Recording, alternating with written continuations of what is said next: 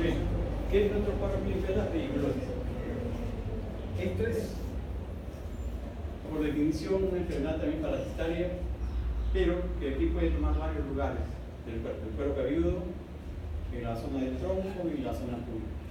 Entonces, podemos encontrarnos con un parásito que tiene tres formas de presentación, tanto en la cabeza, como en el tronco, como en el pubis. Entonces, yo tengo estos parásitos en tres lugares. Y el parásito que lo origina es el pteridum pubis, cuando está en la zona del pubis, y algunos le llaman comúnmente la lide, ¿no es cierto? El corporis, cuando está en el cuerpo, realmente es un pedículo más grande, es el de los tres el más grande, es el pedículo humano en cuanto a su variedad que pertenece al cuerpo, y el del cuero cabelludo de la cabeza es el piojo, que digamos así, de la cabeza que ustedes lo conocen, que es el pedículo humano variedad capricho. Entonces son tres variedades de parásitos que asientan en estos lugares. En los tres, ¿cuáles son los síntomas? Son muy parecidos. Un grito muy intenso que ocasiona rascado. Y este rascado intenso que produce va a hacer que yo me friccione el cuero cabelludo, el tronco, la zona pública, y prácticamente puedo producir escoriaciones e infestaciones por elementos secundarios bacterianos. Entonces, hago presentación de una piodermitis. Y generalmente esas piodermitis son las que a veces me van a llevar más a la consulta. No tanto la pediculosis, sino la complicación que es la piodermitis, sobre todo en niños. ¿Por qué? Porque cuando nosotros tenemos la pediculosis del cuero cabelludo, generalmente es una pediculosis que asienta más en niños, en pequeños, en los adultos también, pero en poca cantidad. Y generalmente se transmite de una forma directa a través, mayormente a veces, del contacto con los niños. Por ejemplo, ustedes saben, los niños juegan, se ponen cabeza con cabeza y entonces empiezan a jugar y se pueden transmitir fácilmente a parásitos. O que de repente se hace de una forma indirecta a través del uso de los peines, de los cepillos o de los sombreros. Entonces es muy fácil que dentro del grupo, todo el pequeño grupo se pueda infestar. En un colegio es muy fácil encontrar eso, ¿no? Yo tengo un niño o una niña en el colegio y este niño pues la mandan con sus peines, con todos sus atuendos, con su toalla, todo, pero a veces en el colegio las cosas son muy apresuradas por los tiempos y entonces pues los mises a veces no tienen mucho tiempo y entonces agarran, no van a peinar a veces a cada uno con su peine, entonces por ahí agarran un peine de alguno de ellos y empiezan a peinar a todos los niños, a todos los pequeños. Entonces, si para mala suerte justo es el peine de un paciente o de un niño que está infestado, entonces pues a todos les va a pasar la infestación. O de repente pues tienen sombreros pequeños y entonces sombreritos o gorritos se prestan entre ellos y esa es otra forma de transmisión. Entonces, generalmente tiene también un periodo de, digamos así, de evolución. Yo me infesto con este parásito y tiene que pasar un promedio de 10-15 días para que empiecen a producirme la sintomatología. ¿Y cuál es la sintomatología más importante? La picazón en el cuero cabelludo, ¿no? Entonces, me pica y los lugares de mayor ubicación de esta picazón es la zona occipital, la zona retroauricular también es la otra zona que se localiza esta picazón, y en la zona de la nuca. Al parecer esta zona es una zona de mayor calor, entonces eso originaría que el parásito busca esa zona para poder, digamos así, asentarse con más frecuencia en estos lugares. Entonces la persona va a tener este tipo de molestias mayormente en estos niveles. Y entonces, ¿qué cosa es lo que yo hago? Busco generalmente, ¿qué cosa? A esos parásitos. Cuando yo hago un examen, busco el parásito y tengo que tratar de buscar esta zona que ya les dije que son lugares donde nosotros vamos a encontrar. Entonces, ¿qué vamos a encontrar? Podemos encontrar al parásito adulto, y el parásito adulto es muy, digamos así, sagaz, trata de mimetizarse con el cuero cabelludo, con el pelo, y se puede a veces uno no encontrarlo. Pero sí es mucho más evidente el hallazgo de las liendas, que viene a ser la zona donde están los huevos prácticamente de estos parásitos. Entonces, esos liendres están adosados por una proteína bastante, digamos así, pegajosa al cabello, entonces están adosados a los folículos o a los cabellos. Entonces, yo encontraré liendres, encontraré en estas zonas prácticamente lesiones eritematosas, costrosas, en algunos casos exudativas. ¿Por qué? Porque me van a producir picazón y los niños mayormente se rascan. Y al rascarse se produce un proceso de sobreinfección sobreagregada. Entonces, ¿qué pasa? Encuentro ya una zona intestinizada, una zona exudativa, y que me hace progresivamente una reacción de tipo adenopática, es decir, empieza a producirse la reacción normal del organismo de formar o de inflamar la cadena ganglionar de esa zona. Entonces empiezan a aparecer las pequeñas nodulaciones en el cuello, que son las que mayormente a veces impresionan a los papás. El niño aparece en un momento a otro y le notan que tiene nodulaciones, entonces ahí viene la alarma. Entonces no saben de qué y por qué tiene el niño las lesiones aquí en el cuello, y entonces lo llevan al médico, no por, repito que a veces ni cuenta se han dado, sino por esas lesiones. Entonces uno hace el examen y encuentra efectivamente las hepatias en estas zonas, y después empieza a buscar y encuentra en el cuero cabelludo las liendres, encuentra zonas impetiquinizadas que están condicionando esta respuesta.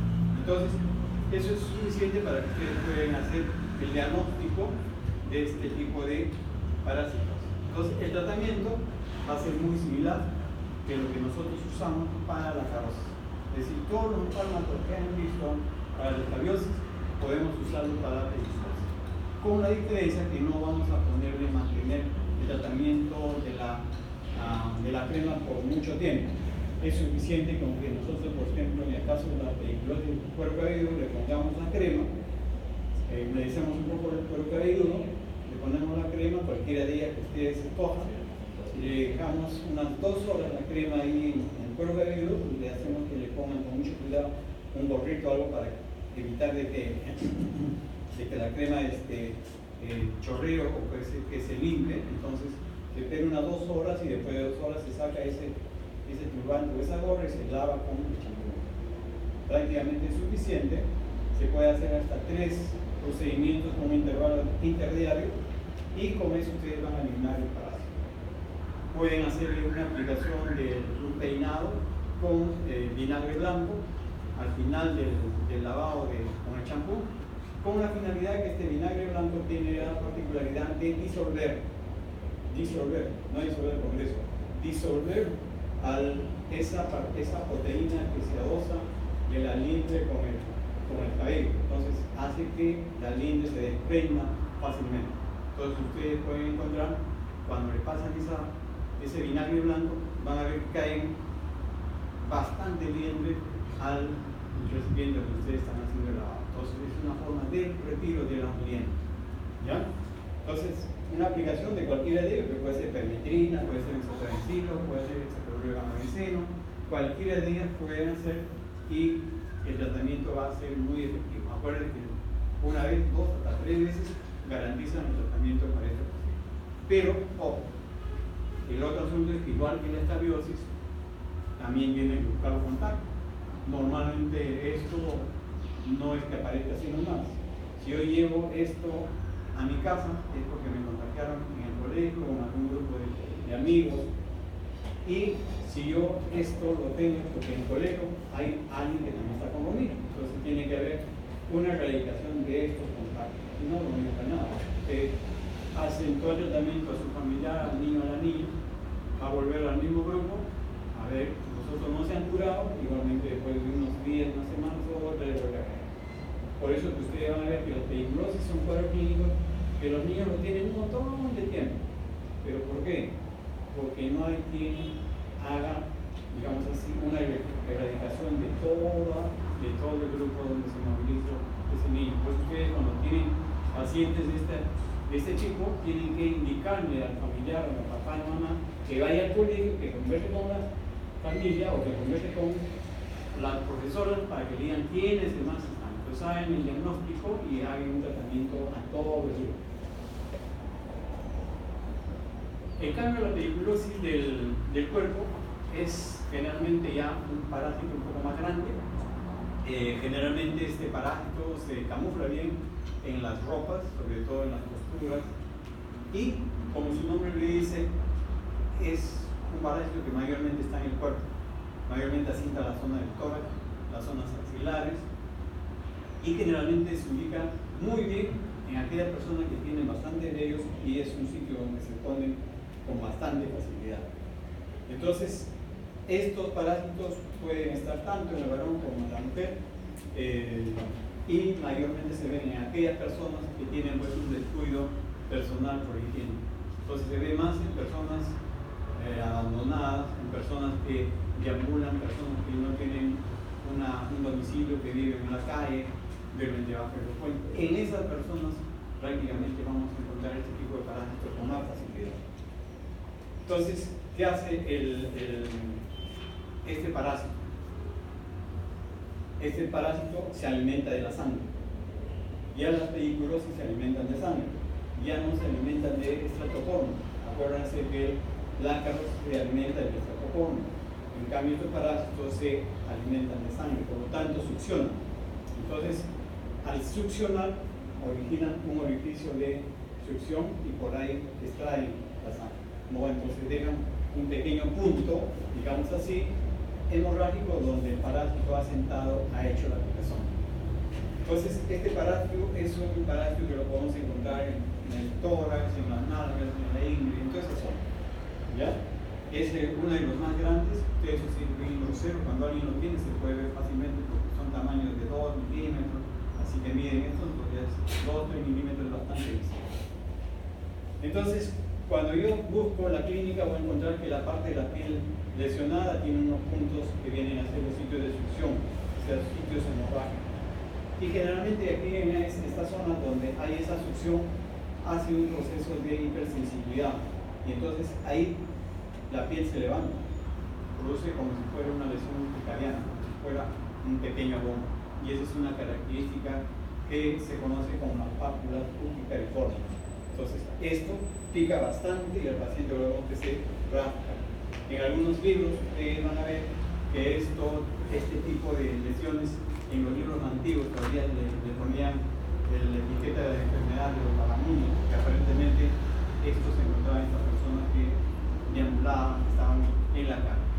Entonces, esta picazón también me puede originar pues rascado, y si me rasco con bastante intensidad puede producir también infestación secundaria por bacterias. Entonces puedo encontrar también sitios de exudación, sitios de, digamos así, de bacterias, y entonces estas infecciones de tipo secundario a veces pueden ser muy, digamos así, muy severas, porque me pueden producir a veces hasta compromiso glomerular. Yo puedo encontrar fácilmente compromisos de glomerulitis, digamos así, agudas en estos pacientes que hacen una infestación por estos parásitos y hacen una complicación con bacterias.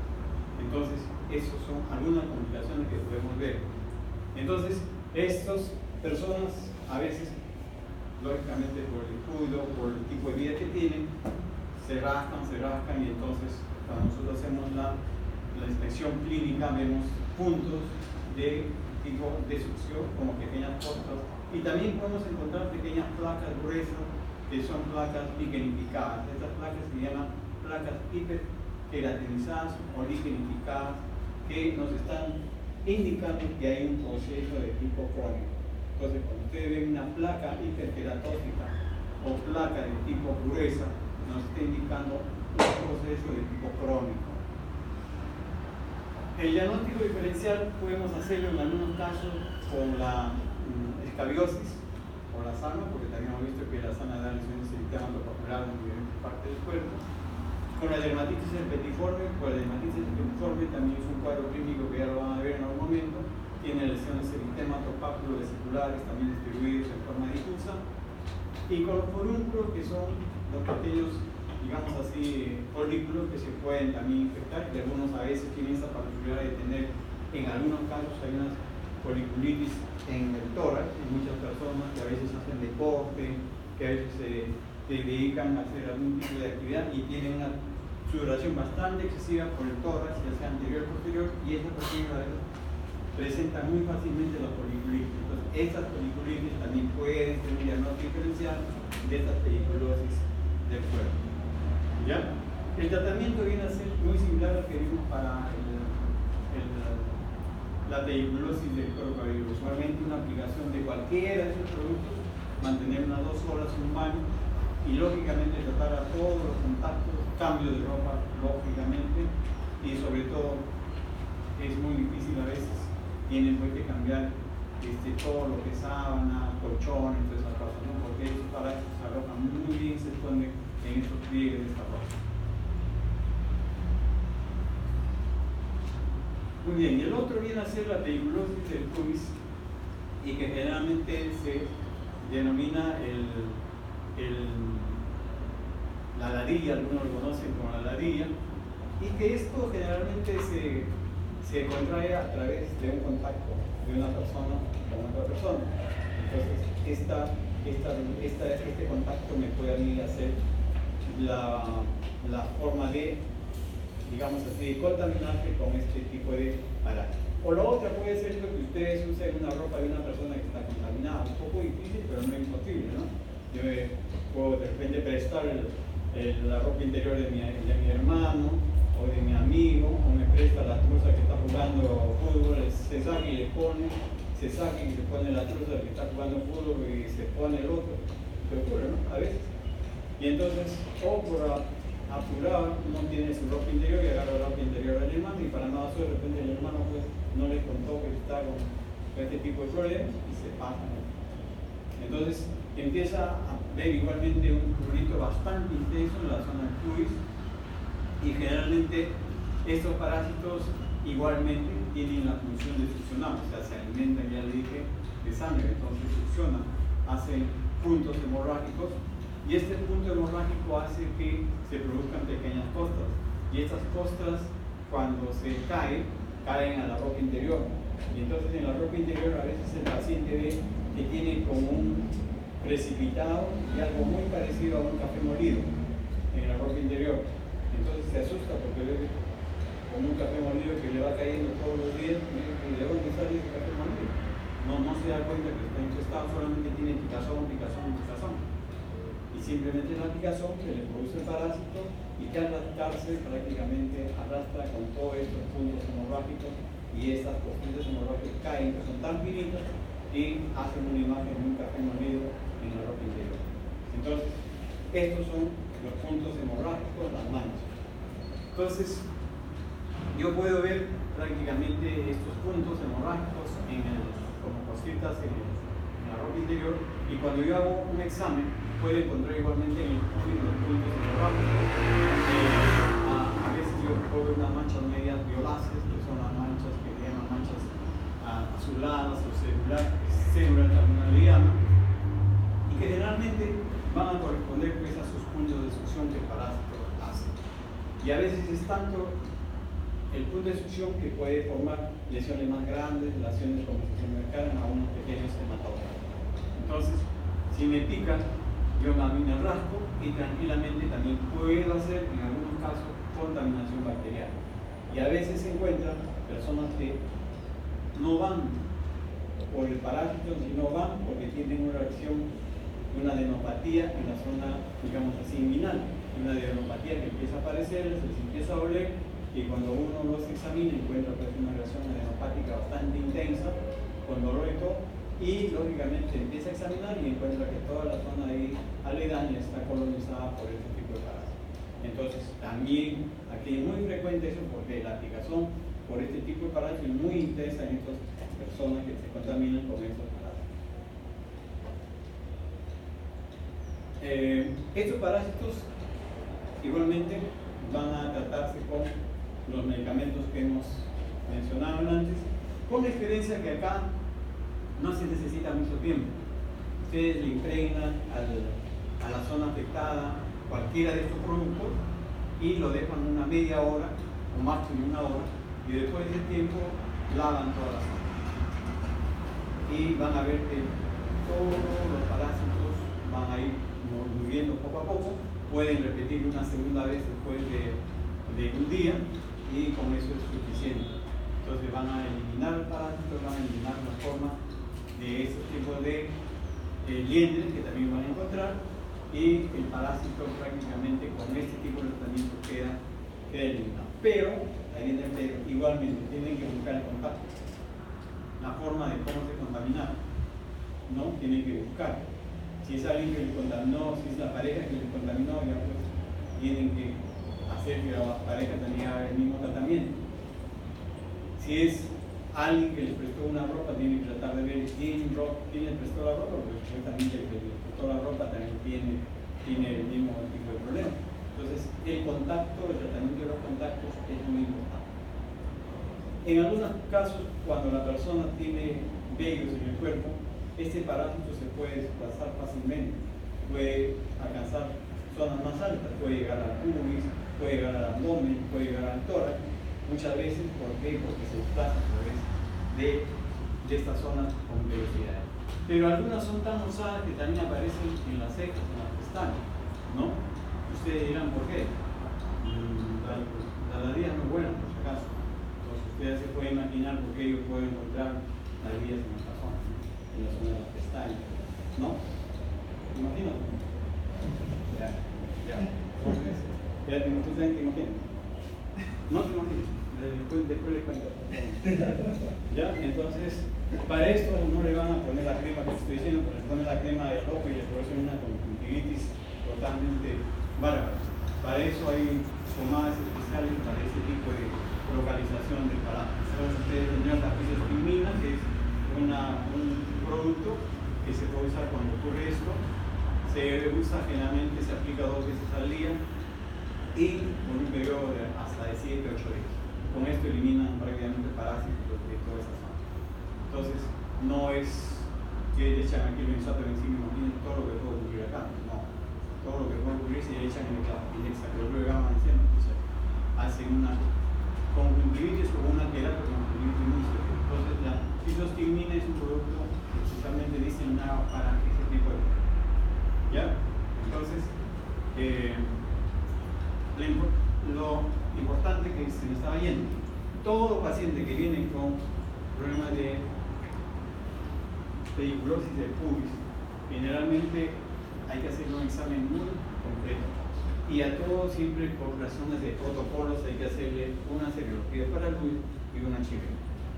A veces nos hemos encontrado con cosas muy inesperadas, pacientes que vienen con una pediculosis o con las vías muy severas, muy exuberantes, y le hacemos un HIV y sale positivo, ¿no? Entonces, o pacientes le hacemos también la serología y sale un RBD positivo. Entonces, todo paciente que venga con esta sintomatología, ustedes por protocolo tienen que hacerle siempre un HIV y una reacción para el. Eso no se debe olvidar. Entonces, el diagnóstico ya saben cómo se hace. El diagnóstico diferencial es cuando yo tengo el parásito de la cabeza algo generalmente con la dermatitis seborreica, que es su diagnóstico diferencial más cercano. Cuando es el cuerpo dado con la escabiosis o con la sarna, es el diagnóstico diferencial más cercano. Y cuando es en la zona del pubis, mayormente somos eczema, el diagnóstico diferencial más cercano es el cuerpo. Son los diagnósticos diferenciales más cercanos. ¿Ya? Entonces, esa es la clasificación cuando hacemos la relación de patologías. Esto es más o menos la forma como uno hace el tratamiento en el cuero cabelludo. Ya le dije que hay que ponerle un turbante, en todo caso, al niño o a la niña que deja un par de horas y suficiente. No hay que esperar mucho, un par de horas, 2 días o 3 días seguidos se le van a eliminar bastante. La permetrina es un producto que va muy bien en el cuero cabelludo, igual que los demás, pero hay que tener en cuenta que el benzoato de encino generalmente es un producto irritante a veces en los niños, entonces hay que mejor usar la permetrina, que es un producto que no puede ser mayor efecto. Al igual que un paciente gestante, la permetrina es lo indicado. El hexacloruro de benceno no, el benzoato de encino tampoco. Más o menos eso es lo que ustedes tienen que saber, las conclusiones para que todos puedan eliminar la pediculosis. Hay que hacer un examen, hay que hacer una detección hay que eliminar eso y hay que hacer la prevención. Esto es mayormente por los niños, que es la población que más afecta con las películas. ¿Ya? Ese es el...